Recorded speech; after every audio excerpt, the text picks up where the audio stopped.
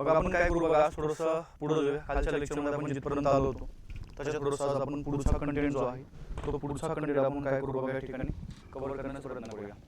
पहिला माझा एक पॉईंट लक्षात ठेवतो बघा, सरळ सरळ कालच्या लेक्चरमध्ये आपण महाराष्ट्राच्या भूगोलासंदर्भात 2 लेक्चर तुमच्या या ठिकाणी आपल्याला झालेले आहेत. फर्स्ट ट्रॅक आपलं रिव्हिजन सेशन या ठिकाणी सुरू आहे आणि या फर्स्ट ट्रॅक रिव्हिजन सेशनमध्ये तुमच्या सुरुवातीचे 2 लेक्चर मी काय केले बघा पूर्णपणे या ठिकाणी कंप्लीट केलेले आहेत. आज आपण थोडंसं पुढच्या भागाकडे जातोय. आता पुढचा भाग म्हणजे लक्षात ठेवतो बघा आपल्याला काय करायचं आहे. हा अजून एक मुद्दा, पुढच्या भागाकडे जाण्याच्या अगोदर सिलेबस आपला खूप मोठा आहे आणि त्यामुळं एवढा मोठा सिलेबस तसंच आपण फर्स्ट ट्रॅकमध्ये आपण बघूयाच, तो घेऊयाच. परंतु काही प्रकारचे रेकॉर्डेड व्हिडिओ जसं बघा प्राचीन इतिहास, त्यानंतर मध्ययुगीन भारताचा इतिहास आणि शिवकालीन इतिहास म्हणजे छत्रपती शिवाजी महाराजांचा पूर्णपणे इतिहास, असे एकूण 3 टॉपिक मी तुम्हाला रेकॉर्डेड फॉर्मॅटमध्ये तुमच्या बॅचमध्ये ॲड करून दिले. तुम्हाला जसा वेळ भेटेल तसं तुम्ही काय करा बघा ते बघा. तसं आपण त्याचं रिव्हिजन पण घेणार आहोत, पण थोडंसं किचकट आहे. तर एकाच रिव्हिजनमध्ये मॅक्झिमम विद्यार्थ्यांना ते समजत नाही, म्हणून आपण रेकॉर्डेड फॉर्मॅटमध्ये या ठिकाणी तुम्हाला ते उपलब्ध करून दिले. आता पहिला भाग आपल्याला काय करायचं बघा, आजच्या लेक्चरमध्ये थोडंसं आपण पुढे जाऊया. सरळ सरळ मी तुम्हाला जिथपर्यंत घेऊन आलो होतो, काल आपला राजकीय भूगोल पूर्णपणे काय झाला या ठिकाणी संपलेला आहे. आज आपण काय करू बघा, थोडासा प्राकृतिक जो भूगोल आहे या प्राकृतिक भूगोलकडे आपण जातोय बघा.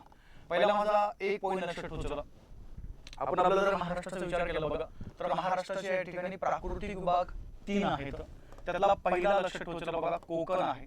2 नंबर आपण जर बघितलं बघा ज्याला आपण त्या ठिकाणी सह्याद्री म्हणतोय आणि 3 नंबर एक लक्षात ठेवला तो म्हणजे काय बघा त्या ठिकाणी महाराष्ट्र पठार. असे महाराष्ट्राचे एकूण तुम्हाला 3 प्राकृतिक विभाग सांगावे लागतील. मग आता काय होतं माहिती का, आपल्याला परीक्षेचा आपण जर विचार केला तर सरळ सरळ एक्झाम मध्ये या 3ही प्राकृतिक विभागावरती आपल्याला याच्या पाठीमागे प्रश्न विचारले गेलेले आहेत. आता एक तर पहिला मुद्दा आपल्याला काय करायचं माहिती का, 3 प्राकृतिक विभागाची माहिती घ्यायची आहे. पण ही माहिती घेण्याच्या अगोदर काय बोलतो माझ्या बोलण्याकडे लक्ष द्या.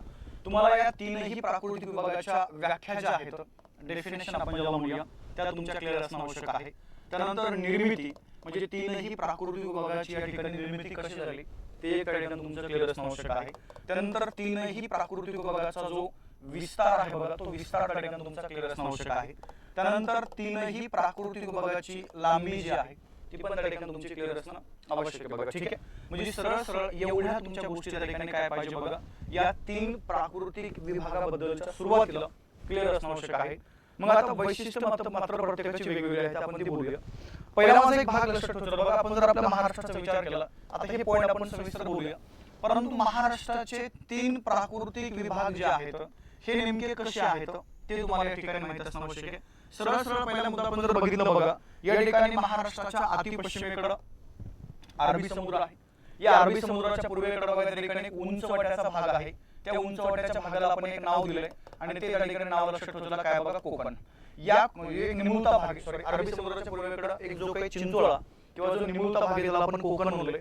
या कोकणच्या पूर्वेकडे बघा हा एक उंचवट्याचा भाग आहे, त्याला आपण त्या ठिकाणी सह्याद्री म्हणतो बघा. काय बोललोय मी, सह्याद्री. आता हा सह्याद्री आहे आणि या सह्याद्रीच्या पूर्वेकडे हा जो विस्तृत असा त्या ठिकाणी पठारी प्रदेश आहे ज्याला आपण काय म्हणू बघा त्या ठिकाणी, ज्याला आपण त्या ठिकाणी महाराष्ट्र पठार म्हणूया. तर आपल्याला आजच्या लेक्चरमध्ये काय करायचं माहिती आहे, या 3ही प्राकृतिक विभागाची सविस्तर माहिती आपल्याला या ठिकाणी करून घ्यायची. तुम्हाला मगाशी बोलल्याप्रमाणे सेम पॉईंट आहे. आता सुरुवात आपण कशापासून करू बघा, सुरुवात आपण त्या ठिकाणी करू व्याख्येपासून. आता पहिला मुद्दा आपल्याला काय करायचं बघा, कोकणची व्याख्या. कोकण कशाला म्हणायचे, सह्याद्री कशाला म्हणायचे आणि महाराष्ट्र पठार कशाला म्हणायचे हे तुमचं पहिल्या ठिकाणी क्लिअर असणं आवश्यक आहे. चला मग लक्ष द्या. आता कोकण म्हणजे नेमकं काय, 2 मिनिट लक्ष द्या बघा. सरळ या ठिकाणी अरबी समुद्र आहे या बाजूला, बरोबर आहे की नाही. मग आता एकंदरीत आपण जर बघितलं बघा तर अरबी समुद्राच्या पूर्वेकडं काय बोललो तुम्हाला मी, अरबी समुद्राच्या पूर्वेकडं म्हणजे अरबी समुद्राच्या पूर्वेकडं आणि सह्याद्री पर्वताच्या पश्चिमेकडं.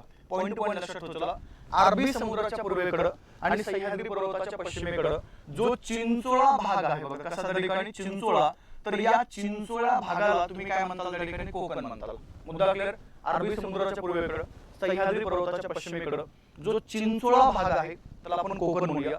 त्यानंतर बघा कोकणच्या पूर्वेकडं, कोकणच्या काय त्या ठिकाणी पूर्वेकडं आणि महाराष्ट्र पठाराच्या पश्चिमेकडं. पॉईंट 1 लक्षात ठेवला, कोकणच्या पूर्वेकडं आणि महाराष्ट्र पठाराच्या पश्चिमेकडं जो उंच वट्याचा भाग आहे बघा, कोणता बोलले मी, उंच वट्याचा, तर त्या उंच वट्याच्या भागाला तुम्ही काय म्हणताल बघा, त्या ठिकाणी सह्याद्री म्हणताल. आणि या महाराष्ट्राचे आपण जर या बाजूचा विचार केला बघा, महाराष्ट्राच्या उत्तरेकडे एक पर्वत आहे, ज्या पर्वताचं नाव लक्षात ठेवा, त्या ठिकाणी सातपुडा पर्वत, मुद्दे लक्षात ठेवा. मग आता महाराष्ट्र पठार म्हणायचं कशाला बघा, तर महाराष्ट्र पठार म्हणजे लक्षात ठेवा सह्याद्री पर्वताच्या पूर्वेकडे आणि या सातपुडा पर्वताच्या दक्षिणेकडे जो विस्तृत असा पठारी प्रदेश आहे, तर त्या पठारी प्रदेशाला आपण त्या ठिकाणी काय म्हणतो बघा, महाराष्ट्र पठार म्हणतो. म्हणजे एकाच डायग्राम मध्ये तुमच्या 3 व्याख्या त्या ठिकाणी क्लिअर असणं आवश्यक आहे. सरळ सरळ पहिल्या मुद्दा लक्षात ठेवा, कोकण म्हणजे काय, अरबी समुद्राच्या पूर्वेकडे, सह्याद्रीच्या पश्चिमेकडे, चिंचोळा भाग म्हणजे काय बघा, कोकण. त्यानंतर कोकणच्या पूर्वेकडे, महाराष्ट्र पठाराच्या पश्चिमेकडे उंच वट्याचा भाग म्हणजे काय बघा, सह्याद्री, आणि सह्याद्रीच्या पूर्वेकडे आणि सातपुडा पर्वताच्या दक्षिणेकडे विस्तृत असा पठारी प्रदेश म्हणजे कोणता बघा, त्या ठिकाणी महाराष्ट्र पठार. म्हणजे व्याख्या आपल्या या ठिकाणी क्लिअर असणं आवश्यक आहे. आता 2 नंबर आपण काय करायचं बघा, 2 नंबर तुम्हाला समजून घ्यायचंय, या तीनही प्राकृतिक विभागाची जी निर्मिती आहे ही नेमकी कशी झाली आपण त्याच्याबद्दल चर्चा करूया. तुम्हाला बऱ्याचदा परीक्षेमध्ये या 3 प्राकृतिक विभागाच्या निर्मितीवरती आतापर्यंत प्रश्न आलेले आहेत, त्यामुळे तुम्हाला या ठिकाणी हे माहित असणं आवश्यक आहे. चला मेन भाग लक्षात ठेवा. पुन्हा आपण या ठिकाणी डायग्राम करूया. महाराष्ट्राच्या अतिपश्चिमेकडे अरबी समुद्र आहे, अरबी समुद्राचा आपण विचार केला बघा, अरबी समुद्राच्या पूर्वेकडे कोकण आहे, कोकणच्या पूर्वेकडे सह्याद्री, आणि त्यानंतर त्या ठिकाणी काय बघा, हे महाराष्ट्र पठार आहे. एकदा नाव घेऊन टाकतो मी, याला आपण कोकण म्हणूया, ठीक आहे. त्यानंतर हा आहे बघा त्या ठिकाणी सह्याद्री, आणि जर तुम्ही इथं आले तर लक्षात ठेवा आपण याला काय म्हणू बघा, त्या ठिकाणी महाराष्ट्र पठार म्हणलं. मग आता या 3 डिपार्टमेंटची निर्मिती नेमकी कशी झाली आपण त्याच्याबद्दल चर्चा करतो बघा. आणि निर्मिती पाहत असताना एक तुमचा सिद्धांत आहे, ज्या सिद्धांताचं नाव लक्षात ठेवा आपण, ज्याला भूखंड वाहन सिद्धांत म्हणूया. कोणता बघा, भूखंड वाहन सिद्धांत. आणि या सिद्धांताची आपण ज्याला म्हणूया या ठिकाणी रचना केलेली आहे अल्फ्रेड वेगनर नावाची एक व्यक्ती आहे. काय बोलले मी, अल्फ्रेड वेगनर यांनी काय केलं बघा, त्या ठिकाणी हा सिद्धांत मांडलेला आहे. आणि मग अल्फ्रेड वेगनर यांच्या मते आपल्या पृथ्वीवर सुरुवातीला बघा काय बोलले, सुरुवातीला एकच खंड होता, आणि त्यांनी काय केलं बघा, त्या खंडाला एक नाव दिलं, आणि ते त्या ठिकाणी नाव लक्षात ठेवा पॉन्झिया खंड. कोणता खंड बोलले मी, पॉन्झिया. आता या पॉन्झिया खंडाचं काय केलं बघा, त्यांनी 2 भागामध्ये विभाजन केलेलं आहे. पॉन्झिया खंडाच्या उत्तरेकडल्या भागाला एक नाव दिलं अंगारा लँड, आणि दक्षिणेकडल्या भागाला काय केलं बघा, एक नाव दिलं गोंडवाना लँड. कोणतं लँड बोलले, गोंडवाना लँड. आणि या मधल्या भागामध्ये एक समुद्र आहे बघा, ज्या समुद्राचं नाव लक्षात ठेवा टेथिस समुद्र. काय बोलले मी, टेथिस समुद्र. आता झालं काय बघा, काही भूअंतर्गत हालचाली झाल्या. म्हणजे ही जी अंगारा लँड आहे बघा, ती दक्षिणेकडे सरकली, आणि गोंडवाना लँड त्या ठिकाणी काय झालं बघा, उत्तरेकडे सरकली. म्हणजे ह्या दोन्ही लँड एकमेकांच्या विरुद्ध आल्या, आणि विरुद्ध आल्यामुळे काय झालं माहितीये का, ही जी गोंडवाना लँड आहे, या गोंडवाना लँड मध्ये 29 वेळा या ठिकाणी ज्वालामुखीचा उद्रेक झाला. काय बोलले मी, 29 वेळा ज्वालामुखीचा उद्रेक झाला. आणि मग 29 वेळा ज्वालामुखीचा उद्रेक होऊन इथं तुमचं सरळ सरळ काय बनलं बघा, तर या ठिकाणी महाराष्ट्र पठार बनलं. म्हणजे जर तुम्हाला परीक्षेमध्ये असा जर प्रश्न विचारला की खालीलपैकी महाराष्ट्र पठाराची निर्मिती ही कशापासून झालेली आहे, तर सरळ सरळ लक्षात ठेवा बघा, ज्वालामुखीचं जे उद्रेक आहे, या उद्रेकापासून त्या ठिकाणी काय झालंय, हे महाराष्ट्र पठार तुमचं त्या ठिकाणी बनलेलं आहे. हा झाला पहिला मुद्दा. आता 29 वेळा या ठिकाणी जर ज्वालामुखीचा उद्रेक झालाय, तर बघा प्रत्येक वेळेस उद्रेक होत असताना काय होतं असं माहितीये का, ज्वालामुखीचा उद्रेक होतो त्यावेळेस लाव्हारस बाहेर पडतो, आणि लाव्हारस बाहेर पडत असताना त्या लाव्हारसाचं संचयन होतं, आणि संचयन होऊन त्या ठिकाणी बेसॉल्ट खडक बनतो. म्हणजे पहिला भाग लक्षात ठेवा महाराष्ट्र पठार हे त्या ठिकाणी तुमच्या बेसॉल्ट खडकापासून बनलेला आहे. हा पण एक वेगळा मुद्दा आपल्याला या ठिकाणी माहित असणं आवश्यक आहे बघा. आता पुन्हा काय झालं, या गोंडवाना लँड मध्ये, इथं तुम्हाला बोलतो मी गोंडवाना लँड मध्ये, आता जर 29 वेळा या ठिकाणी ज्वालामुखी झालाय, तर सरळ पूर्ण लक्षात ठेवा ही लँड असे एकदम डिस्ट्रॉय झालेली आहेत. आणि डिस्ट्रॉय झाल्यामुळे काय झालं माहिती का, तिथं पुन्हा एकदा आपण ज्याला म्हणूया, इथं झाला बघा भ्रंशमूलक उद्रेक. काय बोलले मी, भ्रंशमूलक जो उद्रेक आहे, हा उद्रेक त्या ठिकाणी काय झालंय, या गोंडवाना लँड मध्ये झालेला आहे. आणि मग गोंडवाना लँड मध्ये भ्रंशमूलक उद्रेक होऊन अजून तुमचं काय बनलं बघा, इथे एक डिपार्टमेंट बनलं, ज्या डिपार्टमेंटचं नाव लक्षात ठेवा आपण ज्याला त्या ठिकाणी सह्याद्री म्हणूया. काय बोललो बघा, सह्याद्री. आता सह्याद्री जो आहे, या सह्याद्री पर्वताचा पश्चिमेकडला कडा म्हणजे इकडली जी बाजू आहे, ती बाजू त्या ठिकाणी खचली म्हणा, किंवा ती जी बाजू आहे बघा, त्या बाजू त्या ठिकाणी अपभ्रंश झाला आणि अपभ्रंश होऊन त्या ठिकाणी काय झालं बघा, कोकण निर्माण झाला. म्हणजे 3 डिपार्टमेंटची निर्मिती पाहत असताना 3 वेगवेगळे शब्द तुमचे क्लिअर असणे आवश्यक आहे.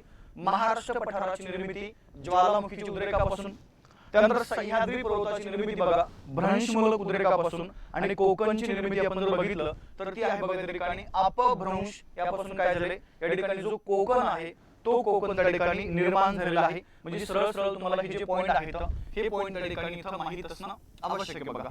चला आपण कोकणची म्हणजे 3 डिपार्टमेंटच्या व्याख्या पाहिल्या, 3 डिपार्टमेंटची आपण निर्मिती बघितलेली आहे.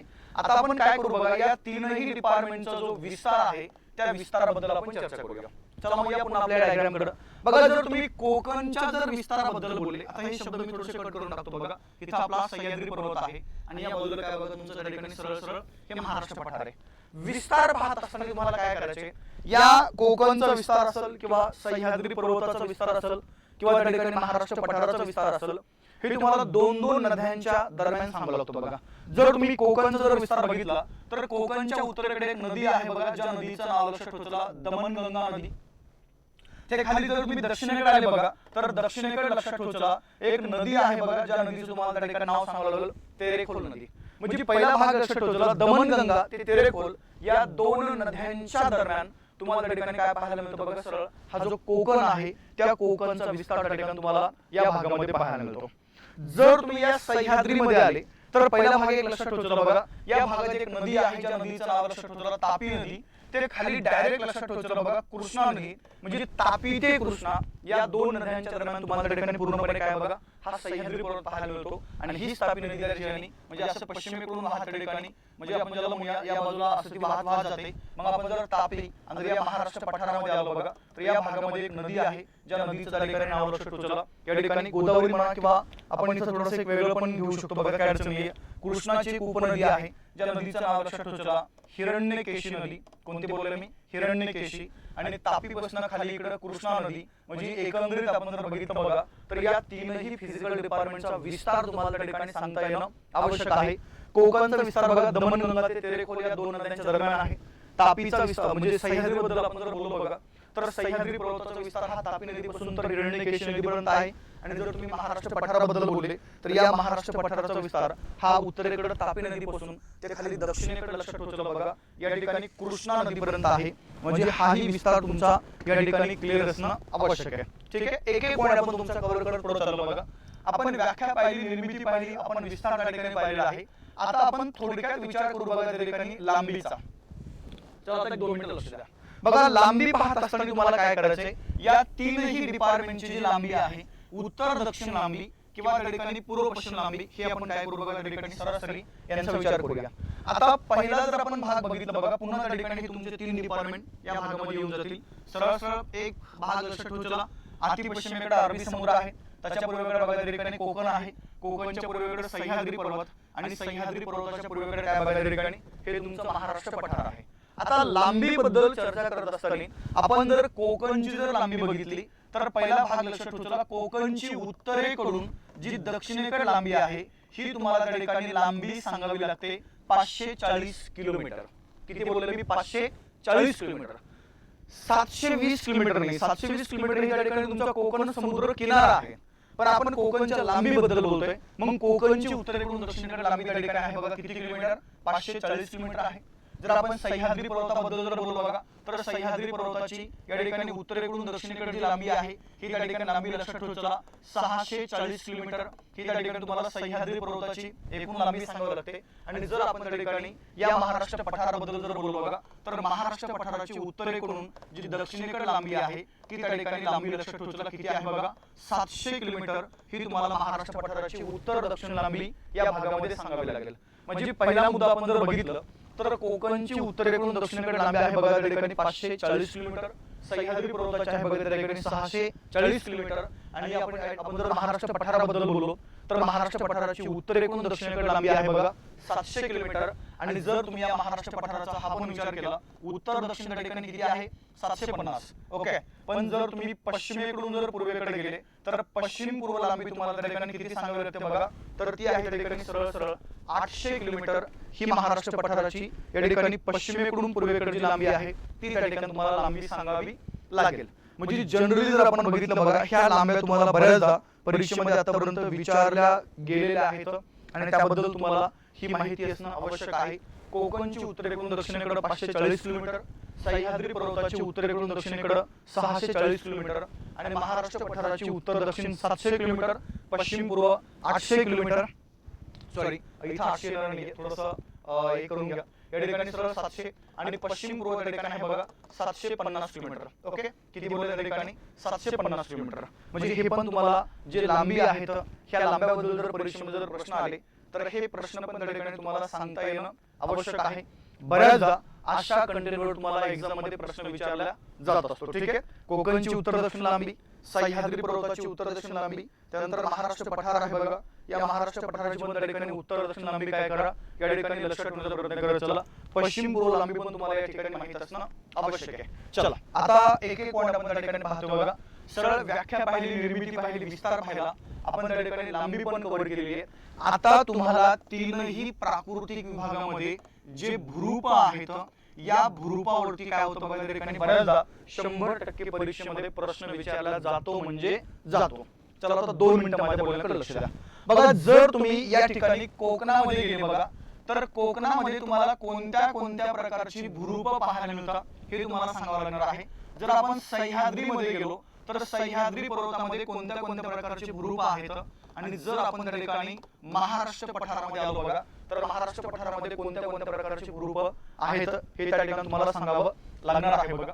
आता जर आपण कोकणचा जर विचार केला बघा, तर कोकणामध्ये जे भूरूप आहेत त्यातला पहिला भूरूप लक्षात ठेवायचा खलाटी, त्यानंतर 2 नंबर आहे बघा वलाटी, त्यानंतर 3 नंबर आपण जर बघितलं बघा खाडी आहे, त्यानंतर चौथ्या क्रमांकाचं भूरूप लक्षात ठेवायचा समुद्र किनारपट्टी आहे.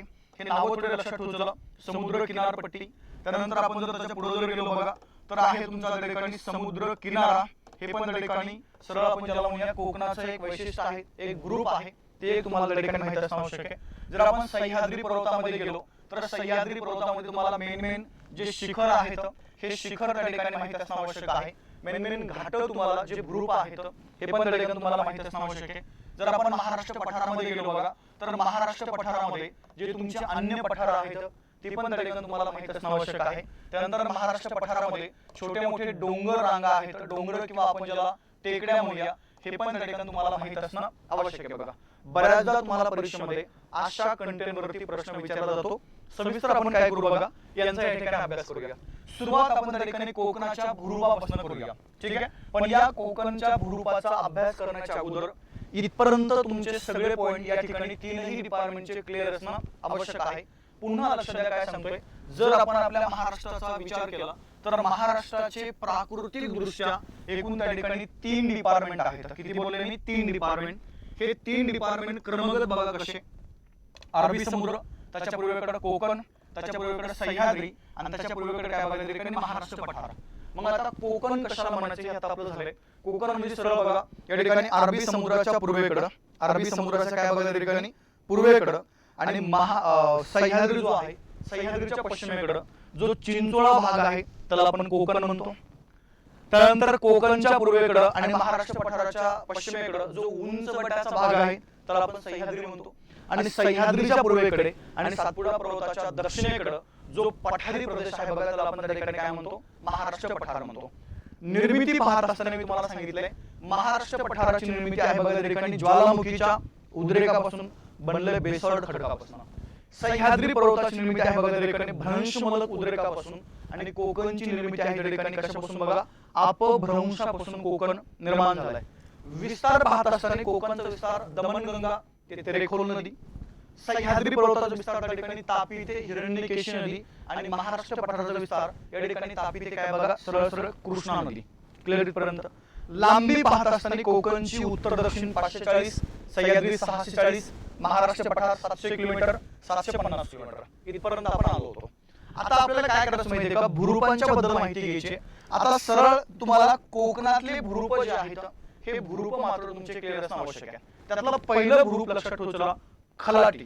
काय बोललो मी? खलाटी. बऱ्याचदा तुम्हाला त्या ठिकाणी काय होतं माहितीये का? ह्या भूरूपावरती परीक्षेमध्ये 100% प्रश्न असतो. मग आता खलाटी कशाला म्हणायचे? 1-2 मिनिटं काय करा बघा माझ्या बोलण्याकडे लक्ष द्या. खलाटी आणि वलाटी हे दोन प्रकारचे भूरूप तुम्हाला कोकणामध्ये जनरली या ठिकाणी पाहायला मिळतील. मग आता खलाटी म्हणजे नेमकं काय आणि वलाटी म्हणजे नेमकं काय, डायरेक्ट तुम्हाला परीक्षेमध्ये प्रश्न त्यांच्या या व्याख्येवरती आहे बघा, डेफिनेशन आपण ज्याला म्हणूया. आता कन्सिडर करा या ठिकाणी आपण जर बघितलं बघा, सरळ मी तुम्हाला ही डायग्राम मागाशी काढून दाखवली होती. कोकण हा चिंचोळा भाग आहे, त्याच्या पश्चिमेकडे काय बघा अरबी समुद्र आहे. आता कन्सिडर करा की हा आपला त्या ठिकाणी काय बघा कोकण आहे. काय बोलले मी, हा अशा टाईपचा त्या ठिकाणी तुम्हाला कोकण त्या ठिकाणी पाहायला मिळतो. आणि या कोकणाच्या पश्चिमेकडे पूर्णपणे हा पोर्शन कशाचा आहे बघा, हा पोर्शन त्या ठिकाणी अरबी समुद्राचा आहे, बरोबर आहे की नाही. आता जनरली जर आपण बघितलं बघा, ह्या कोकणामध्ये वाहणाऱ्या ज्या काही नद्या आहेत, नद्या बोलले मी, ह्या सर्वची सर्व नद्या, कोकणातल्या सर्वची सर्व नद्या ह्या त्या ठिकाणी पश्चिमेकडे वाहतात, म्हणजे त्या पश्चिम वाहिन्या आहेत. कशा बोलले, पश्चिम वाहिन्या. मग जर कोकणातील सर्वची सर्व नद्या जर पश्चिम वाहिन्या जर असतील तर पहिला माझा एक भाग लक्षात ठेवायचा बघा, त्या पश्चिमेकडे वाहून अरबी समुद्राला मिळतात. पण ज्या ठिकाणी नदी अरबी समुद्राला मिळते त्या ठिकाणी काय होतं बघा, गाळाचं संचयन होतं. कशाचं बोलले, गाळ. मग हा गाळाचा भाग म्हणजेच लक्षात ठेवायचा काय बघा, त्या ठिकाणी खलाटी असतो. मग सरळ खलाटी कशाला म्हणायचे, काय बोलतो लक्षात ठेवायचा, या कोकणच्या पश्चिमेकडे, कोकणच्या कुठे बोलले त्या ठिकाणी मी, पश्चिमेकडे आणि अरबी समुद्राच्या पूर्वेकडे. बघा बरोबर काय बोललो मी, कोकणच्या पश्चिमेकडे आणि अरबी समुद्राच्या पूर्वेकडे हा जो सखल भाग आहे, कोणता बोलले बघा, सखल भाग. तर या सखल भागाला तुम्हाला काय म्हणायचे, तर या सखल भागाला म्हणायचे खलाटी. बोलण्याकडे लक्ष द्या, सखल भागाला काय म्हणायचं बघा त्या ठिकाणी, खलाटी म्हणायचे. म्हणजे सरळ सरळ कोकणच्या पश्चिमेकडे अरबी समुद्राच्या पूर्वेकडे जो सखल भाग आहे त्याला आपण खलाटी म्हणतोय. आणि या खलाटीच्या पूर्वेकडे जर तुम्ही गेले बघा या पोर्शन मध्ये, तर या पोर्शन मध्ये काय त्या ठिकाणी सरळ इथं तुम्हाला डोंगराळ भाग पाहायला मिळतो. आणि या डोंगराळ भागालाच एक नाव आहे बघा, आणि ते त्या ठिकाणी लक्षात ठेवलेला वलाटी.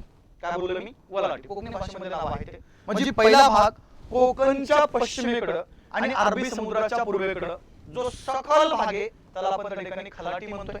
आणि खलाटीच्या पूर्वेकडे जो डोंगराळ भाग आहे त्याला आपण त्या ठिकाणी काय म्हणतो बघा, वलाटी म्हणतो. याच्या डायरेक्ट तुम्हाला ज्या डेफिनेशन आहेत त्याच डायरेक्ट परीक्षेमध्ये विचारलं जातं बघा, खलाटी कशाला म्हणायचे आणि वलाटी कशाला म्हणायचे. ठीक आहे, मग पुन्हा रिपीट करतोय, कोकणच्या पश्चिमेकडे अरबी समुद्राच्या पूर्वेकडे सखल भागाला खलाटी म्हणायचे आणि खलाटीच्या पूर्वेकडे या डोंगराळ भागाला काय म्हणायचं बघा त्या ठिकाणी, वलाटी म्हणायचे.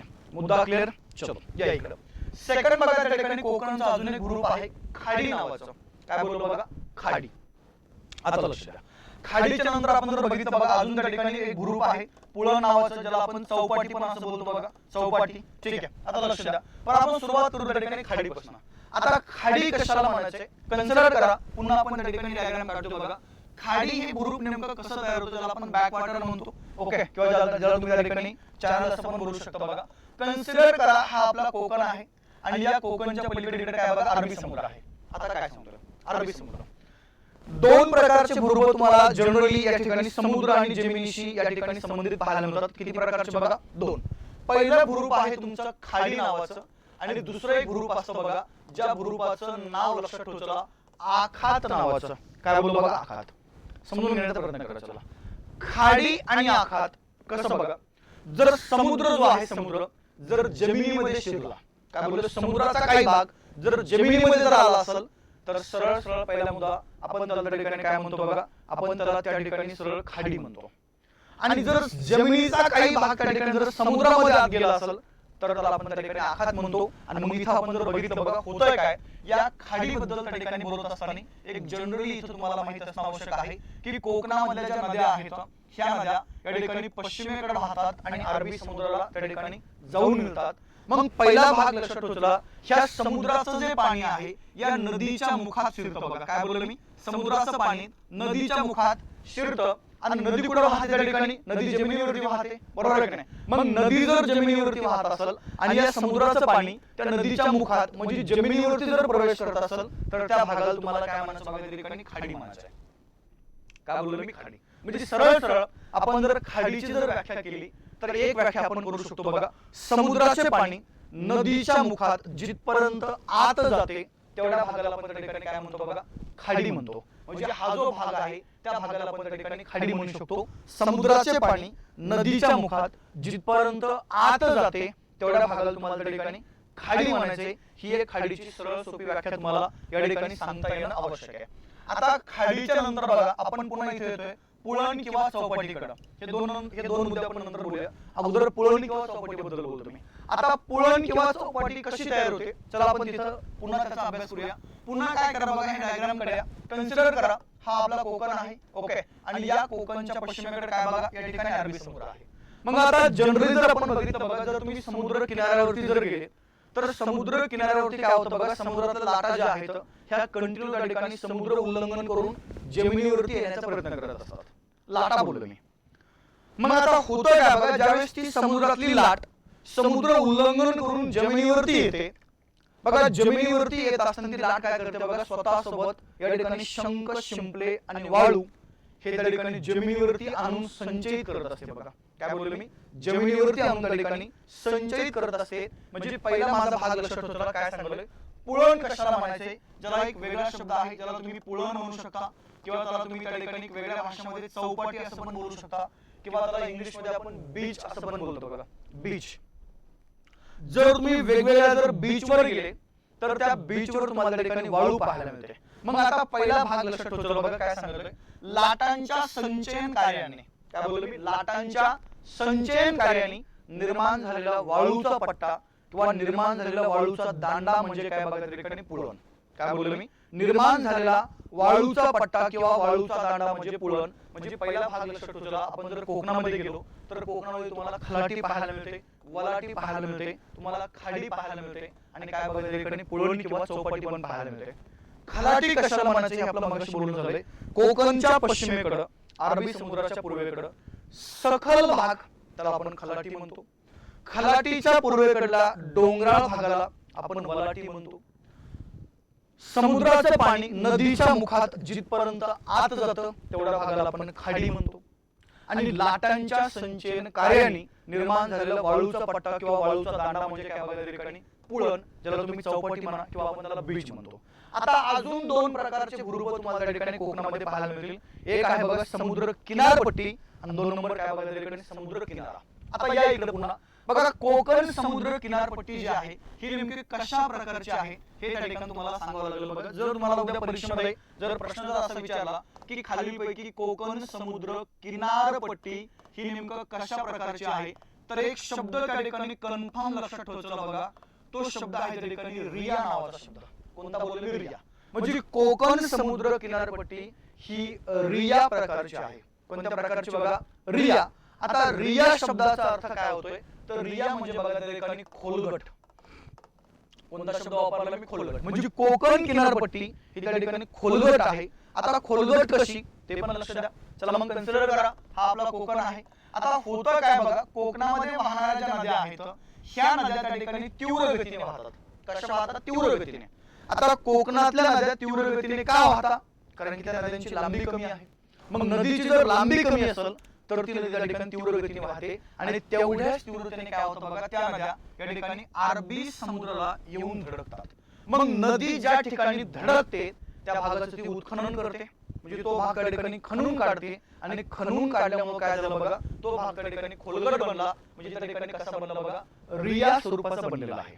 काय बोललो मी, रिया स्वरूपाचा. म्हणजे कोकण किनारपट्टी ही खोलगट किंवा रिया स्वरूपाची आहे. आणि जर आपण त्या ठिकाणी कोकण समुद्र किनाऱ्याबद्दल जर बोललो बघा, तर कोकण समुद्र किनारा हा त्या ठिकाणी तुम्हाला दंतूर स्वरूपाचा पाहायला मिळेल. कशा स्वरूपाचा, दंतूर. म्हणजे मला सांगा या ठिकाणी कोकण समुद्र किनारा हा दंतूर स्वरूपाचा कसा आहे. म्हणजे आता पहिला भाग लक्षात ठेवतो, कोकणामध्ये वाहणाऱ्या सर्व नद्या एकाच ठिकाणी अरबी समुद्राला मिळतील का रे, नाहीये. काही नदी अरबी समुद्राला इथे येऊन मिळेल, काही नदी या भागात येऊन मिळेल, काही भागात इथे मिळेल, काही नदी या ठिकाणी येऊन मिळेल. त्यामुळे काय झालं बघा, कोकण समुद्र किनारा हा असा दंतूर किंवा वाकड्या तिकड्या स्वरूपाचा बनलेला आहे. म्हणजे सरळ दोन शब्द लक्षात ठेवायला, कोकण किनारपट्टी ही रिया प्रकारची आहे आणि कोकण समुद्र किनारा हा तुम्हाला दंतूर प्रकारचा किंवा दंतूर स्वरूपाचा त्या ठिकाणी तुम्हाला पाहायला मिळेल. आणि मग जनरली जर आपण बघितलं बघा, तर महाराष्ट्राला कोकण समुद्र किनारा किंवा कोकण समुद्र किनारपट्टी जी आहे ती मिळाली बघा एकूण 720 किलोमीटर. किती बोलले मी, 720 किलोमीटर. मग आता कोणत्या जिल्ह्याला किती समुद्र किनारा आहे किंवा कोणत्या जिल्ह्याची किती समुद्र किनारपट्टी आहे तो पण एक तुम्हाला माहिती असणं आवश्यक आहे. मग आता जनरली जर लक्षात ठेवायचं बघा, आपण जर कोकणची जर डायग्राम काढली तर या भागामध्ये हा जिल्हा आहे बघा पालघर जिल्हा. या पालघर जिल्ह्याच्या जर खाली आपण गेलो बघा तर या स्पेस मध्ये लक्षात ठेवा हा त्या ठिकाणी ठाणे जिल्हा आहे. नंतर आपण जर बघितलं बघा या भागामध्ये सरळ त्या ठिकाणी तुमचे दोन जिल्हे, एक आहे बघा मुंबई उपनगर आणि मुंबई शहर जिल्हा. नंतर या स्पेस मध्ये जर आपण गेलो इकडे आहे बघा तुमच्या त्या ठिकाणी रायगड जिल्हा. या भागामध्ये आपण जर बघितलं बघा रत्नागिरी जिल्हा आणि या भागामध्ये आहे तुमच्या त्या ठिकाणी कोणता जिल्हा बघा सिंधुदुर्ग जिल्हा. तर कोकण तुम्हाला अशा प्रकारचा पाहायला मिळतो. एकदा मी जिल्ह्यांची नावं देऊन टाकतो बघा. इथं आहे सरळ सरळ पालघर जिल्हा, या भागामध्ये ठाणे जिल्हा, या भागामध्ये मुंबई उपनगर, या भागामध्ये शहर जिल्हा, या भागामध्ये रायगड जिल्हा. जर तुम्ही इथं आले बघा इथं आहे त्या ठिकाणी सरळ तुमचा कोणता रत्नागिरी जिल्हा आणि सर्वात शेवटी आहे बघा कोणता जिल्हा त्या ठिकाणी सिंधुदुर्ग जिल्हा. म्हणजे जनरली जर आपण बघितलं तर तुम्हाला त्या ठिकाणी कोकणामध्ये 7 जिल्हे पाहायला मिळतील. मग आता पहिला माझा मुद्दा लक्षात ठेवा, जर आपण बघितलं तर हा जो पालघर जिल्हा आहे या पालघर जिल्ह्याचा एकूण समुद्र किनारा किंवा एकूण समुद्र किनारपट्टी जर किती किलोमीटरची आहे तर त्याची एकूण लांबी लक्षात ठेवा बघा ती आहे त्या ठिकाणी 102 किलोमीटर. किती बोललो मी 102 किलोमीटर. जर आपण ठाणे जिल्ह्यामध्ये गेलो तर ठाणे जिल्ह्याचा एकूण समुद्र किनारा किंवा एकूण समुद्र किनारपट्टी आहे बघा 25 किलोमीटर. आता मुंबई शहर आणि मुंबई उपनगर या दोघांचा जर आपण विचार केला बघा तर या दोघांचा एकूण समुद्र किनारा आहे 114 किलोमीटर. त्यानंतर आपण जर रायगड जिल्ह्याबद्दल जर बोललो तर रायगड जिल्ह्याचा एकूण समुद्र किनारा लक्षात ठेवा 122 किलोमीटर.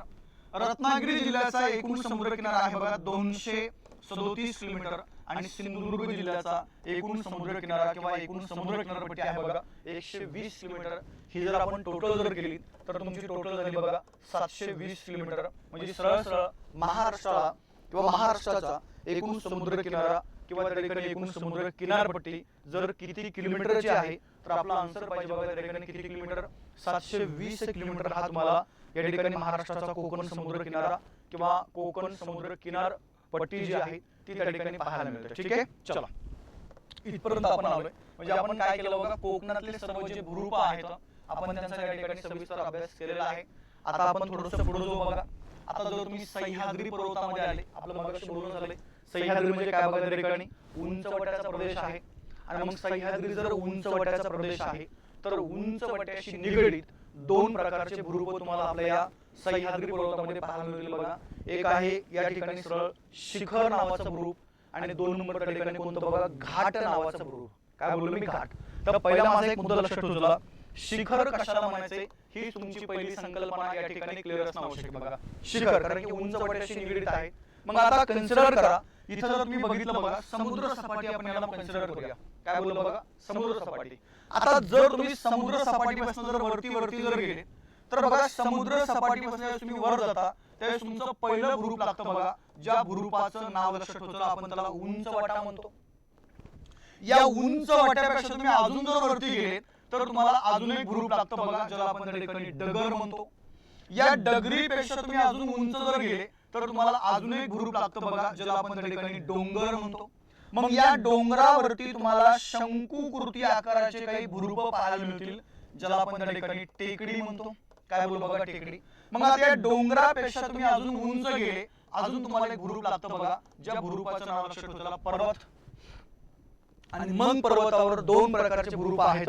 या पर्वताचा हा जो निमुळता भाग आहे किंवा पर्वताचा या ठिकाणी आपण ज्याला म्हणूया सरळ सरळ हा जो अरुंद भाग आहे तर त्या अरुंद भागाला तुम्ही काय म्हणता बघा त्या ठिकाणी शिखर म्हणता. आणि या पर्वताचा हा जो रुंद भाग आहे तर या रुंद भागाला आपल्याला काय म्हणायचं बघा त्या ठिकाणी पठार म्हणायचंय. मग या आताच्या भागामध्ये किंवा आजच्या ह्या सरळ सरळ सह्याद्री पर्वतातील भूरूपांचा अभ्यास करत असताना तुम्हाला हे शिखर जे आहेत या शिखरांची माहिती बऱ्याचदा परीक्षेमध्ये विचारली गेलेली आहे. आपण त्याच्याबद्दल आता इथं बघूया. पहिला मुद्दा आपण जर बघितलं बघा तर सह्याद्री पर्वतामध्ये शिखर कोणते कोणते आहेत. मी तुम्हाला महाराष्ट्रातले मॅक्झिमम शिखर आता उंचीनुसार सांगतो बघा. त्यातलं पहिलं आहे महाराष्ट्रातलं सर्वात उंच शिखर ज्याची हाईट म्हणजे नाव लक्षात ठेवा बघा कळसुबाई. त्यानंतर 2 नंबर आपण जर बघितलं बघा कळसुबाईच्या नंतर साल्हेर आहे. त्यानंतर साल्हेरच्या नंतर आपण जर बघितलं बघा तर महाबळेश्वर हे पण त्या ठिकाणी महाराष्ट्रातलं सर्वाधिक उंचीचं या ठिकाणी शिखर आहे बघा महाबळेश्वर.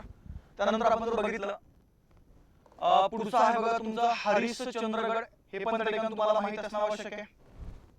ठीक आहे. त्यानंतर पुढचा आहे बघा त्या ठिकाणी सप्तशृंगी नावाचं शिखर, ते पण तुम्हाला त्या ठिकाणी माहिती असणं आवश्यक आहे. त्यानंतर आपण जर बघितलं बघा सप्तशृंगीच्या नंतर या ठिकाणी तोरणा नावाचं शिखर आहे, तोरणाच्या नंतर आपण जर बघितलं बघा राजगड नावाचं शिखर आहे, राजगडाच्या नंतर या ठिकाणी रायरेश्वर नावाचं शिखर आहे, रायरेश्वराच्या नंतर आपण जर बघितलं बघा मांगी तुंगी नावाचं शिखर आहे. कोणतं बोललो मी? मांगी तुंगी. नाव थोडे त्या ठिकाणी लक्षात ठेवण्याचा प्रयत्न करत चला. मांगी तुंगीच्या नंतर आपण जर बघितलं बघा या ठिकाणी सरळ इथं तुमचं तौला नावाचं शिखर आहे बघा. कोणतं बोललो मी? तौला. म्हणजे आपल्याला जर उद्या परीक्षेमध्ये जर महाराष्ट्रातील शिखरांचा जर क्रम जर विचारला की उंचीनुसार काय करा बघा, महाराष्ट्रातील शिखरांचा योग्य क्रम लावा, तर हा जो क्रम आहे तो क्रम त्या ठिकाणी तुम्हाला लावता येणं आवश्यक आहे. त्यासाठी सर्व शिखर उंचीनुसार तुम्हाला महाराष्ट्रातली या ठिकाणी माहिती असणं आवश्यक आहे. सरळ मी तुम्हाला पहिले सांगितले सर्वात उंच त्या ठिकाणी कोणता आहे बघा, कळसुबाई आहे. त्यानंतर सरळ आपण जर बघितलं तर या ठिकाणी कोणतं सांगितलं बघा, कळसुबाई, साल्हेर, महाबळेश्वर, हरिश्चंद्रगड, सप्तशृंगी, तोरणा, राजगड, रायरेश्वर, मांगी तुंगी चंद्र बघा या ठिकाणी तौला नाहीये. इथं थोडंसं काय करतो बघा, मी तोरणाच्या नंतर डायरेक्ट इकडे लिहून टाकतो मी, म्हणजे आपल्याला थोडंसं ते समजायला सोपं जाईल बघा. ठीक आहे. यानंतर सरळ तुमचा पुढचं शिखर कोणतं आहे बघा, राजगड नावाचं शिखर आहे. या राजगडाच्या नंतर आपण जर बघितलं तर रायरेश्वर नावाचं शिखर आहे. या रायरेश्वराच्या नंतर आपण जर बघितलं बघा तर मांगी तुंगी नावाचे शिखर त्या ठिकाणी तुम्हाला पाहायला मिळेल, मांगी तुंगी. या मांगी तुंगीच्या नंतर आपण जर बघितलं तर तुमचं पुढचं शिखर आहे बघा त्या ठिकाणी सरळ आस्तंबा नावाचं बघा. कोणता बोललोय मी? मांगी तुंगीच्या नंतर या ठिकाणी आस्तंबा शिखर आहे. आस्तंबाच्या नंतर आपण जर बघितलं तर बघा त्या ठिकाणी त्र्यंबकेश्वर नावाचे शिखर आहे बघा. कोणतं बोललोय मी? त्र्यंबकेश्वर. नाव थोडे लक्षात ठेवण्याचा प्रयत्न करत चला. त्र्यंबकेश्वराच्या नंतर आपण जर बघितलं बघा तर या ठिकाणी शिंगी नावाचं शिखर आहे बघा. कोणतं त्या ठिकाणी? शिंगी आहे. या शिंगीच्या नंतर आपण जर बघितलं तर नाणे घाट नावाचे शिखर आहे. या नाणे घाटाच्या नंतर आपण जर बघितलं बघा नाशिक जिल्ह्यामध्येच आहे ते. या ठिकाणी तौला नावाचं हे पण त्या ठिकाणी तुम्हाला शिखर इथं पाहायला मिळेल. त्यानंतर आपण जर बघितलं बघा तौलाच्या नंतर सरळ तुमचं पुढचं जे शिखर आहे त्या शिखराचं नाव लक्षात ठेवायचं बघा. इथं एक बैराट नावाचं शिखर आहे अमरावतीमध्ये. बैराटच्या नंतर आपण जर बघितलं बघा चिखलदरा नावाचे शिखर आहे, ते पण तुम्हाला त्या ठिकाणी अमरावती जिल्ह्यामध्ये पाहायला मिळतं. चिखलदराच्या नंतर आपण जर बघितलं बघा तर या ठिकाणी हनुमान नावाचे शिखर आहे, हनुमान. आणि त्यानंतर आपण जर बघितलं बघा तर तोरणमाळ नावाचं काय करणार त्या ठिकाणी एक शिखर आहे आपल्या महाराष्ट्रामध्ये. हे पण तुम्हाला या ठिकाणी माहित असणं आवश्यक आहे. म्हणजे माझ्या मते महाराष्ट्रातले जे मेन शिखर आहेत त्यांचा उंचीनुसार जर तुम्हाला परीक्षेमध्ये जर क्रम विचारला तर ते तुम्हाला सांगता येणं आवश्यक आहे. कळसुबाई शिखराची उंची आहे 1646 मीटर, जे अहमदनगर जिल्ह्यामध्ये आहे.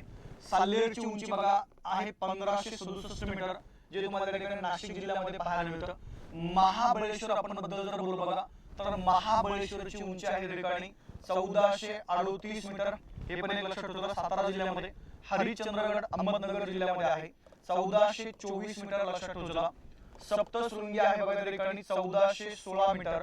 आणि तोरणाबद्दल आपण जर बोललो बघा तर 1404 मीटर ही तुम्हाला तोरणा शिखराची उंची या ठिकाणी माहिती असणं आवश्यक आहे.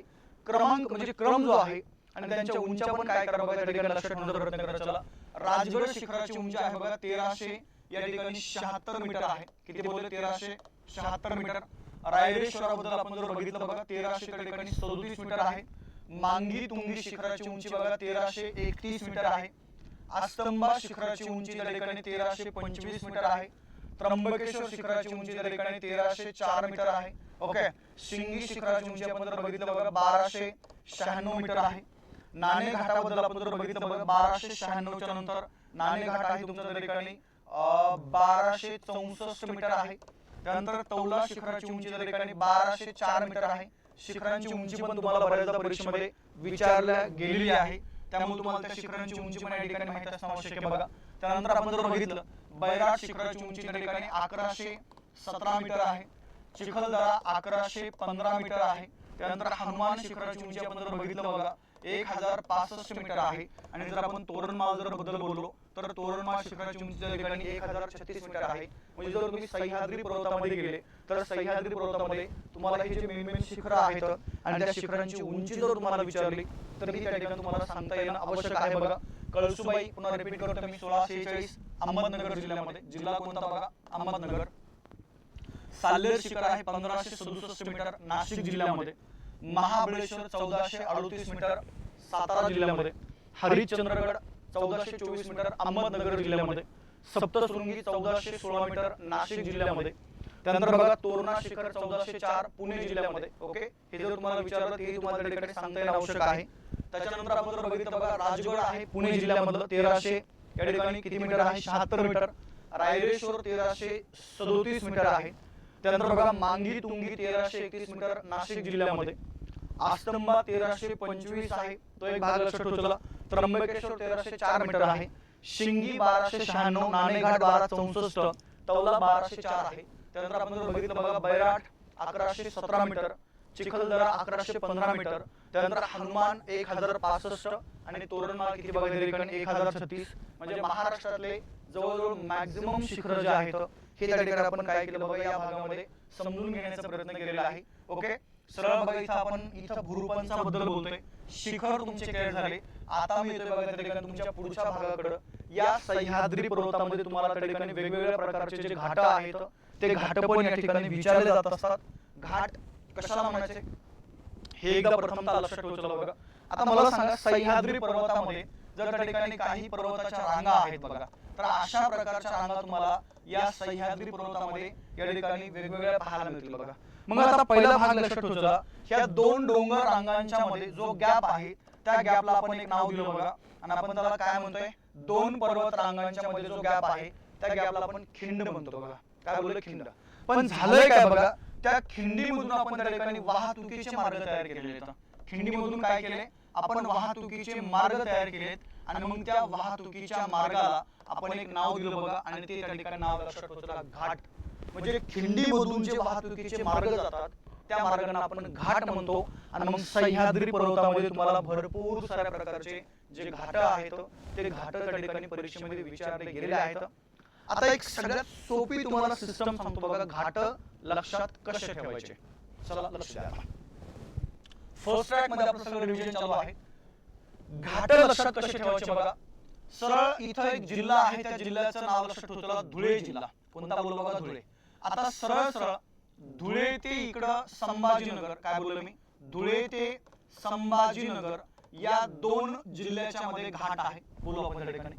त्यानंतर धुळ्याच्या खाली इकडे एक शहर आहे बघा, ज्या शहराचं नाव लक्षात ठेवायचं नाशिक शहर.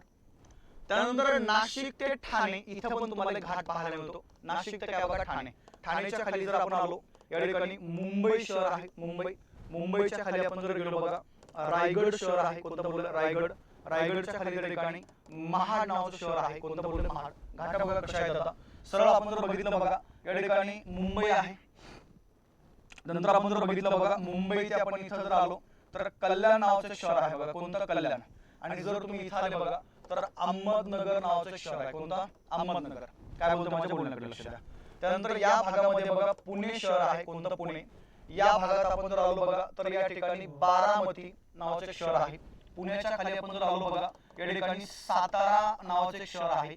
आणि या साताऱ्याच्या खाली आपण जर आलो तर महाबळेश्वर नावाचे एक तुम्हाला या ठिकाणी शहर पाहायला मिळतं बघा. कोणतं बोललो मी महाबळेश्वर. बघा बरं का घाट कसे आहेत आपण त्या घाटांच्या बद्दल बोलतोय. थोडंसं या पुढे आता अजून काही शहरांच्या तुम्हाला बद्दल बोलतो बघा मी. जसं पाचगणी शहर आहे बघा. कोणतं बोलले पाचगणी सातारा जिल्ह्यामधलं.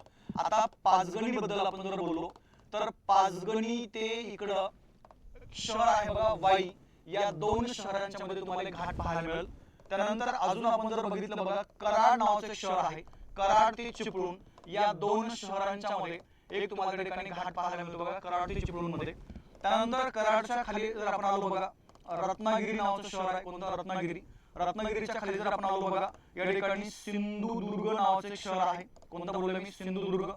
सिंधुदुर्गच्या खाली जर आपण आलो बघा या ठिकाणी कुडाळ नावाचे शहर आहे. आणि डायरेक्ट गोव्यामधलं त्या ठिकाणी काय बघा पणजी नावाचं शहर आहे. कोणतं बोललो पणजी. 2 मिनिटं लक्ष द्या.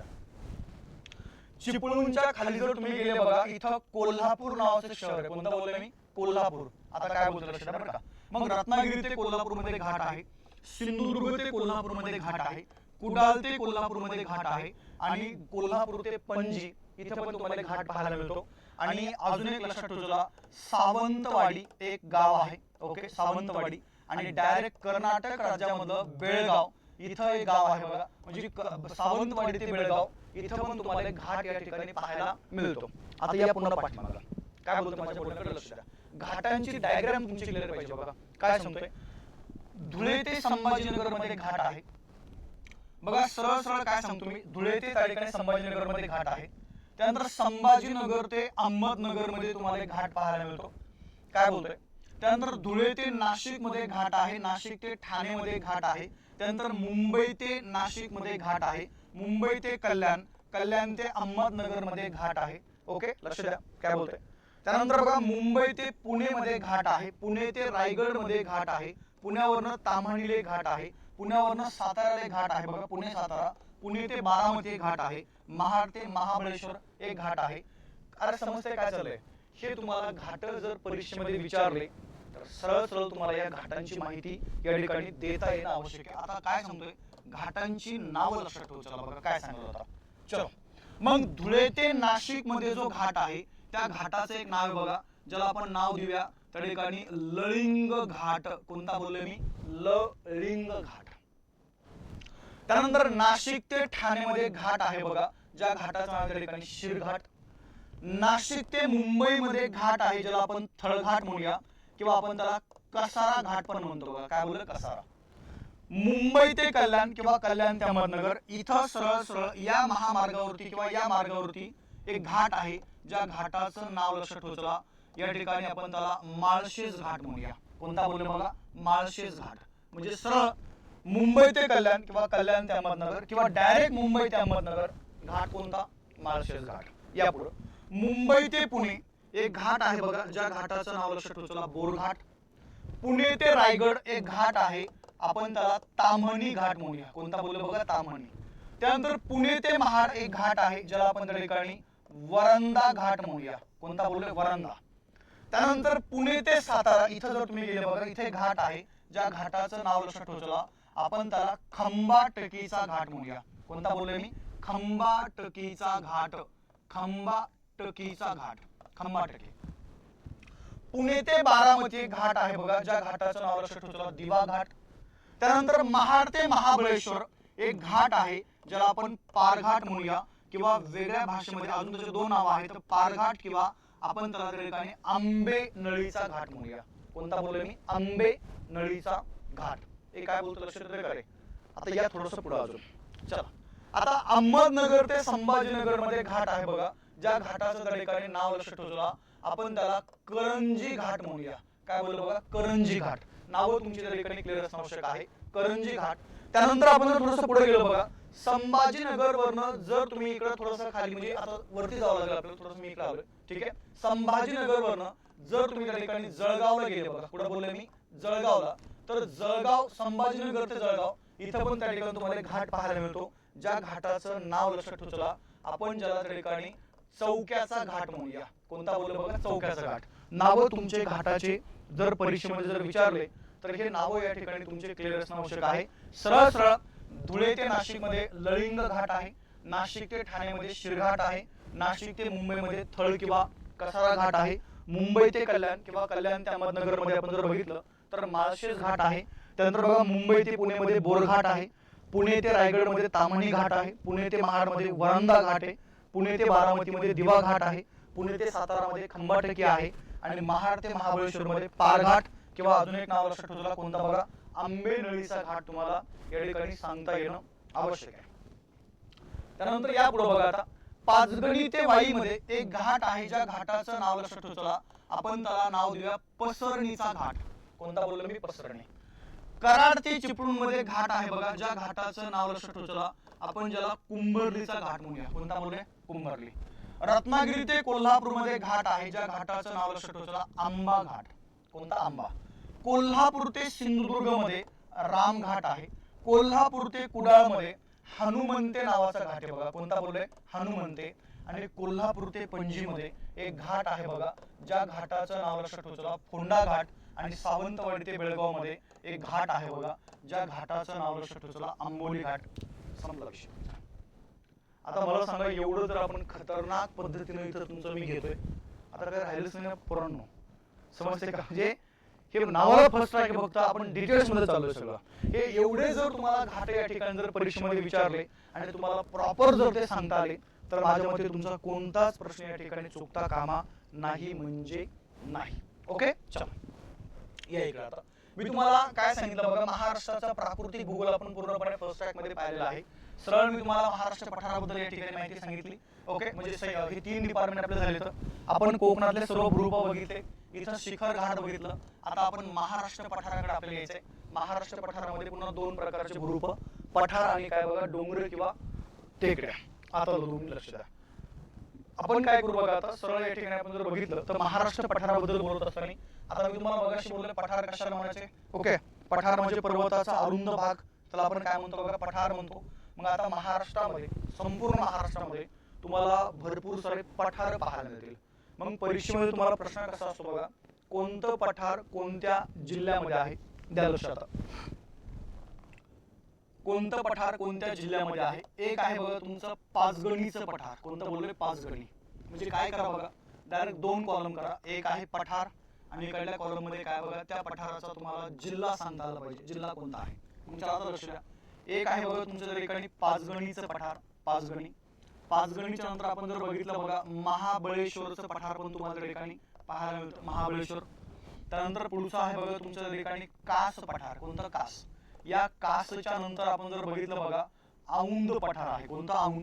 औंधच्या नंतर आपण जर बघितलं तर खानापूरचं पठार आहे. कोणता खानापूर. नाव लक्षात ठेवायचं बरं का. पाचगणी, महाबळेश्वर आणि कास हे 3 पठार लक्षात ठेवायचं. ते आहे तुमच्या ठिकाणी सातारा जिल्ह्यामध्ये. औंध आणि खानापूर बद्दल आपण जर बोललो बघा तर ही पठार त्या ठिकाणी तुम्हाला पाहायला मिळतील सांगली जिल्ह्यामध्ये. पाचगणी पठाराला एक नाव आहे आणि ते नाव लक्षात ठेवायचं. आपण त्याला टेबल लँड म्हणतो, कारण त्याचा आकार हा टेबला सारखा आहे म्हणून तुम्ही त्याला टेबल लँड म्हणता. ठीक आहे मेन आहेत. त्यानंतर आपण जर थोडंसं पुढे गेलो बघा अजून काही पठार लक्षात ठेवायचं आहे तुमच्या ठिकाणी बघा कान्हूरचं पठार. कोणतं बोलले कान्हूर. हे तुम्हाला पाहायला मिळतं बघा अहमदनगर जिल्ह्यामध्ये. कोणत्या जिल्ह्यामध्ये अहमदनगर. त्यानंतर आपण जर बघितलं बघा काठी धडगावचं पठार. कोणतं बोलले मी काठी धडगाव, जे तुम्हाला पाहायला मिळतं बघा त्या ठिकाणी नंदुरबार जिल्ह्यामध्ये. कोणत्या जिल्ह्यामध्ये नंदुरबार हा एक भाग लक्षात ठेवायचा. त्यानंतर आपण जर बघितलं बघा चिखलदरा नावाचं एक पठार आहे, चिखलदरा, जे तुम्हाला पाहायला मिळतं अमरावती जिल्ह्यामध्ये. कोणत्या बोलले मी अमरावती. त्यानंतर आपण जर बघितलं बघा तोरणमाळ नावाचं एक पठार आहे, तोरणमाळ, जे तुम्हाला पाहायला मिळतं बघा त्या ठिकाणी नंदुरबार जिल्ह्यामध्ये. म्हणजे सरळ सरळ आपल्या महाराष्ट्रामध्ये हे जे मेन पठार आहेत हे मेन पठार तुम्हाला या ठिकाणी माहित असणं आवश्यक आहे.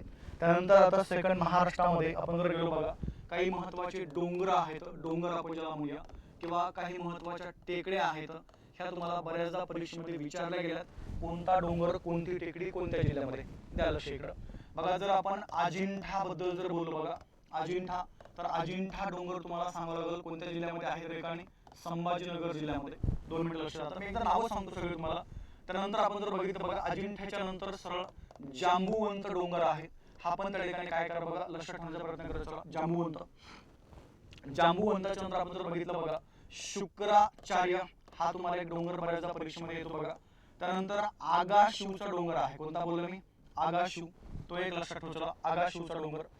त्याच्यानंतर आपण जर बघितलं बघा गरमसूरचा एक डोंगर आहे, गरमसूर.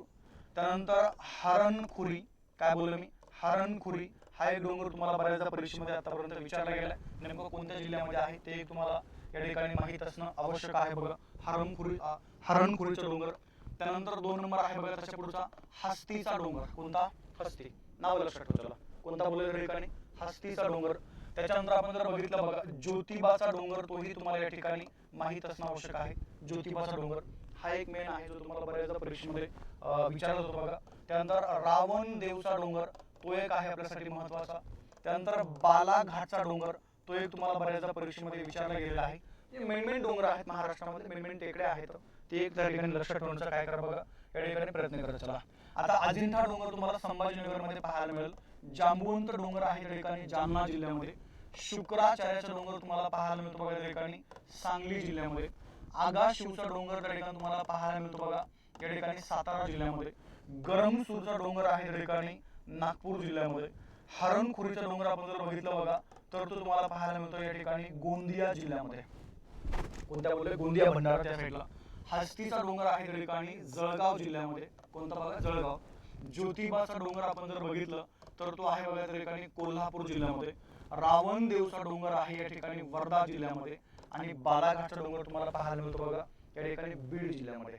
हे मेन डोंगर जे आहेत, डोंगरांची जी नावं आहेत, ही नावं काय करा बघा त्या ठिकाणी लक्षात ठेवण्याचा प्रयत्न करा. चला आता थोडस मी तुम्हाला पुढे घेऊन जातो बघा.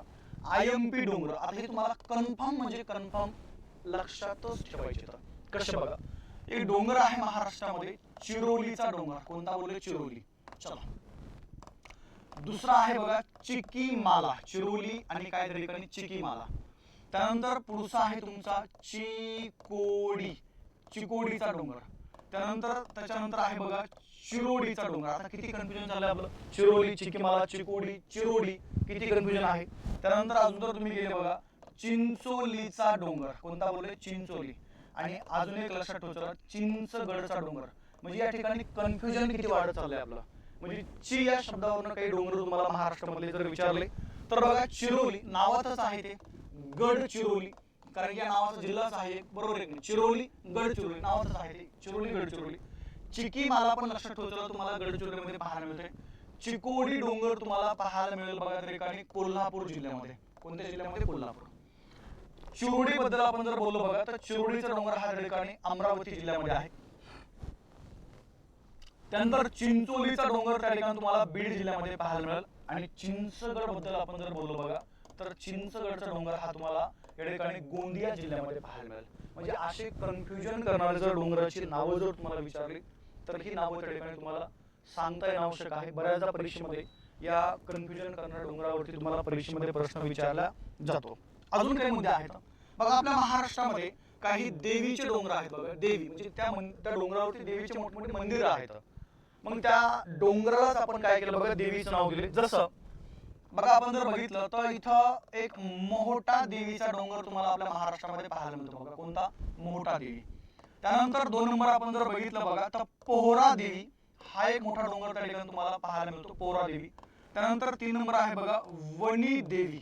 काय बोलले? वणी देवीचा डोंगर, तो एक त्या ठिकाणी तुम्हाला पाहायला मिळेल. आणि त्याच्यानंतर आपण जर बघितलं बघा तर एडा देवी. तर हे डायरेक्ट मेन डोंगर आहेत की ज्या डोंगरावरती मोठमोठ्या देवीचे मंदिर आहेत ते तुम्हाला त्या ठिकाणी सांगावं लागतील. मग त्या डोंगराला आपण देवीचं नाव दिले. तर मोहोटा देवीचा डोंगर तुम्हाला पाहायला मिळतो बघा अहमदनगर जिल्ह्यामध्ये. पोहरा देवीचा डोंगर तुम्हाला पाहायला मिळतो बघा त्या ठिकाणी यवतमाळ जिल्ह्यामध्ये. कोणत्या? यवतमाळ. वणी देवीचा डोंगर आहे त्या ठिकाणी नाशिकमध्ये. आणि एडा देवीचा डोंगर तुम्हाला पाहायला मिळतो बघा उस्मानाबाद जिल्ह्यामध्ये. म्हणजे आता नवीन बदललेलं नाव त्या ठिकाणी काय बघा, धाराशिव. तर हे एक महत्वाचा भाग लक्षात ठेवा. अजून 2 डोंगर कन्फ्युजन करणारे आहेत. एक आहे बघा वाडी रत्नागिरी. होतंय काय बघा, वाडी रत्नागिरी म्हणलं. आणि अजून एक डोंगर आहे त्या ठिकाणी भंडाऱ्याचा डोंगर. बघा कन्फ्युजन कसं वाटतंय, जर वाडी रत्नागिरी म्हणलं तर आपण विचार करतो वाडी रत्नागिरी डोंगर फार तर फार रत्नागिरी जिल्ह्यामध्ये असेल, कारण की नावात रत्नागिरी आहे. नाही पोरांनो, वाडी रत्नागिरी डोंगर रत्नागिरी जिल्ह्यामध्ये नाहीये. तर हा डोंगर तुम्हाला पाहायला मिळतो बघा कोल्हापूर जिल्ह्यामध्ये. कोणत्या जिल्ह्यामध्ये? कोल्हापूर. कारण की जो ज्योतिबाचा डोंगर आहे त्या ज्योतिबाचा डोंगरच त्या ठिकाणी या गावात आहे, वाडी रत्नागिरीमध्ये. आणि सेकंड आपण जर बघितलं बघा भंडारा डोंगर. कोणता बोलले? भंडारा. आता वाटतंय की भंडारा डोंगर यार भंडारा जिल्ह्यामध्ये असेल, तो आपण विचार करतो, पण नाहीये. भंडारा डोंगर तुम्हाला पाहायला मिळतो बघा त्या ठिकाणी पुणे जिल्ह्यामध्ये. कोणत्या जिल्ह्यामध्ये? पुणे. देहू आळंदीच्या जवळ संत तुकाराम महाराज यांनी या डोंगरावरती जाऊन तपश्चर्या केलेली आहे, तो पुणे जिल्ह्यामध्ये. म्हणजे हे पॉईंट आहेत बघा. हे पॉईंट त्या ठिकाणी जर तुम्हाला परीक्षेमध्ये विचारले तर ते आपल्याला या ठिकाणी सांगता येणं आवश्यक आहे. मुद्दा क्लिअर सगळ्यांचा? चलो आता या प्राकृतिक विभागामधलं एक तुमचं शेवटचा पॉईंट आहे बघा. आणि त्या शेवटच्या पॉईंटचं नाव लक्षात ठेवा. या ठिकाणी वॉटरफॉल किंवा धबधबे, एक्झाम ओरिएंटेड धबधबे तुम्हाला सांगतोय. कोणता धबधबा कोणत्या जिल्ह्यामध्ये? चला मग एक आहे बघा त्या ठिकाणी लिंगमळा नावाचा धबधबा. कोणता बोलले मी? लिंगमळा. एकदा नाव सगळी लिहून टाकतो मी, लिंगमळा. त्यानंतर 2 नंबर आहे बघा कपिलधारा. काय बोलले मी? कपिलधारा. अजून एक लक्षात ठेवा सौताडा धबधबा. कोणता? सौताडा. त्यानंतर आहे बघा तुमचा रंधा नावाचा धबधबा. त्यानंतर आहे बघा सहस्रकुंड नावाचा धबधबा, सहस्रकुंड. त्यानंतर आहे बघा त्या ठिकाणी सोनधाबी नावाचा धबधबा, सोनधाबी.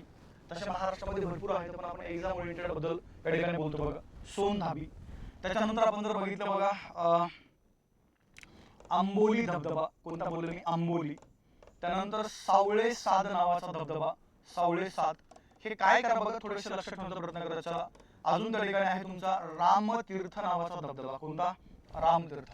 आणि अजून एक आहे बघा, इथं लिहितो मी आता रजी रप्पी नावाचा धबधबा. कोणता बोललो मी? रजी रप्पी.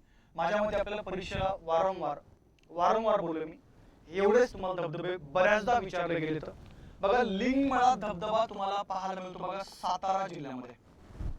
सातारा. कपिलधारा, सौतारा हे दोन धबधबे बीड जिल्ह्यामध्ये. रंगनाथ फॉल्स जो आहे तो आहे अहमदनगर जिल्ह्यामध्ये. याचं अजून एक नाव लक्षात ठेवा, चला रंधा किंवा तुम्ही त्याला विल्सन फॉल्स असं पण बोलू शकता. सहस्रकुंड धबधबा नांदेड जिल्ह्यामध्ये. सोनधाबी धबधबा यवतमाळ जिल्ह्यामध्ये. आंबोली धबधबा माहिती आहे तुम्हाला, तरी पण इथं सांगून देतो, सिंधुदुर्ग जिल्ह्यामध्ये. सावळे साद धबधबा या ठिकाणी कोल्हापूर जिल्ह्यामध्ये. रामतीर्थ धबधबा अमरावती जिल्ह्यामध्ये. कोणत्या बघा? अमरावती. आणि रजी रप्पी बद्दल आपण जर बोललो बघा, तर रजी रप्पी आहे त्या ठिकाणी गडचिरोली जिल्ह्यामध्ये. विषय तुमचा या ठिकाणी संपला. म्हणजे बऱ्याचदा काय होतं माहिती का, हे तुम्हाला धबधबे जे आहेत ते जर एक्झाम मध्ये विचारले तर त्या धबधब्यांच्या बद्दल या ठिकाणी तुम्हाला माहिती जी आहे ती माहिती या ठिकाणी असणं आवश्यक आहे. आता अजून एक तुमचा वेगळा मुद्दा आहे बघा, लेण्याचा. म्हणजे आपला प्राकृतिक विषय काय झाला, पूर्णपणे संपला. म्हणजे कोणती लेणी कोणत्या जिल्ह्यामध्ये, असं तुम्हाला प्रश्न असतो बघा. मग आता काही लेण्या या ठिकाणी सांगतो बघा, जशी पांडव लेणी आहे. कोणती बघा? पांडव लेणी. नाव थोडे लक्षात ठेवा बरं का, पांडव लेणी. त्यानंतर आहे बघा तुमची त्या ठिकाणी चांभार लेणी. कोणती? चांभार. ह्या दोन्ही पण लेण्या तुम्हाला पाहायला मिळतात बघा नाशिक जिल्ह्यामध्ये. त्यानंतर आपण जर बघितलं बघा, अजिंठा लेणी आहे. त्यानंतर वेरूळ लेणी आहे. त्यानंतर पितळखोरा लेणी. भारतातली सर्वात प्राचीन लेणी कोणती बघा? पितळखोरा. या तीनही लेण्या तुम्हाला पाहायला मिळतात या ठिकाणी संभाजीनगर जिल्ह्यामध्ये. अजून एक लेणी आहे बघा पारगावची लेणी, जी तुम्हाला पाहायला मिळते बीड जिल्ह्यामध्ये. अजून एक लेणी आहे बघा खरोसा लेणी. खरोसा लेणी जी तुम्हाला पाहायला मिळते बघा लातूर जिल्ह्यामध्ये. अजून एक लेणी आहे खिद्रापूरची लेणी, जी तुम्हाला पाहायला मिळते बघा त्या ठिकाणी कोल्हापूर जिल्ह्यामध्ये. कोणते बोलले? कोल्हापूर. त्यानंतर आपण जर बघितलं बघा, लेणी आहे तुमची कान्हेरी लेणी. कोणती? कान्हेरी. मुंबई उपनगर जिल्ह्यामध्ये. कोणता? मुंबई उपनगर. एलिफंटा लेणी आहे बघा. कोणती? एलिफंटा. रायगड जिल्ह्यामध्ये. नाव लक्षात ठेवा, एलिफंटा लेणी, रायगड जिल्हा. कारले भाजे लेणी आणि भापकर लेणी. कारले भाजे आणि भापकर ह्या दोन लेण्या तुम्हाला पाहायला मिळतात बघा पुणे जिल्ह्यामध्ये. एक्झाम ओरिएंटेड आहे, तर एवढ्याच कन्फर्म लक्षात ठेवा. चला, पांडव चांभार नाशिकमध्ये. अजिंठा वेरूळ पितळखोरा संभाजीनगरमध्ये. पारगावची बीडमध्ये. खरोसा लातूरमध्ये. खिद्रापूर कोल्हापूरमध्ये. कान्हेरी उपनगरामध्ये. एलिफंटा रायगडमध्ये. कारले भाजे आणि लेणी भापकर पुणे जिल्ह्यामध्ये. विषय संपला. इथं प्राकृतिक भूगोल तुमचा काय झाला बघा पूर्णपणे संपलेला आहे. आणि ह्याच बरोबर मीही थांबून घेतोय. बाकी राहिलेली माहिती आपण आपल्या उद्याच्या लेक्चरमध्ये, उद्या मी तुम्हाला नद्यावरती प्रॉपर या ठिकाणी लेक्चर देईल बघा, नद्यांच्यावरती. म्हणजे आपण step by step first track मध्ये पुढे चाललोय, काळजी करू नका. प्राचीन आणि मध्ययुगीन इतिहास तुम्हाला रेकॉर्डेड स्वरूपात उपलब्ध करून दिलाय, तो तुम्ही बघून घ्या. चालेल मित्रांनो, तर इथं मी थांबतोय. भेटू आपण आपल्या उद्याच्या लेक्चरमध्ये. तोपर्यंत सर्वांना जय हिंद, जय महाराष्ट्र, शुभरात्री. आणि यानंतर शिंदे सरांचं लेक्चर होईल बरं का, 8:30 वाजता सरांचं लेक्चर सुरू होईल. पण तत्पूर्वी मी थांबतोय. उद्या भेटू आपण. जय हिंद, जय महाराष्ट्र, शुभरात्री.